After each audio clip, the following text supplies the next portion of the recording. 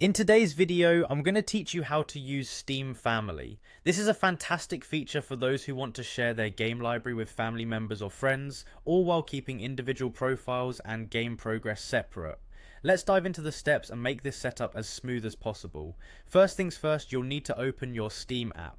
If you don't have it on your desktop, you can always access Steam through the official website. Once you've got that open, you'll need to click on the login button. This is typically found at the top right corner of the app or the web page. When you have clicked there, it's time to enter your account name and password. Remember, keeping your credentials secure is crucial for protecting your account from unauthorized access. Once you've entered your details, click on Sign In. After logging in, you'll be looking at your Steam homepage. From here, navigate toward your profile name, located at the upper right corner of the window. Clicking on your profile name will open a drop-down menu, and from there you want to select Store Preferences. This section allows you to manage various account-related settings to tailor your experience on Steam. In your store preferences, look for the option called Family Management. This is where the magic happens. Go ahead and click on Family Management. Now you'll see an option to create a family. This is the feature that enables the sharing of your game library with others.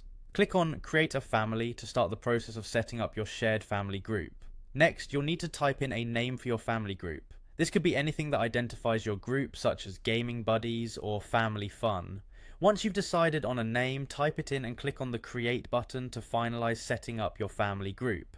After creating your family, you can start inviting friends or family members to join. An important note here is to ensure that those you invite have their own Steam accounts ready, as each individual will need one to access the shared library. Inviting users is simple, and once they accept, they can start enjoying the games you've shared with them. By following these steps, you'll have successfully set up a Steam family group, opening the doors to entertaining and shared gaming experiences with those close to you. Enjoy exploring the vast world of games together through the ease and convenience that Steam Family offers. Thanks for watching, and happy gaming.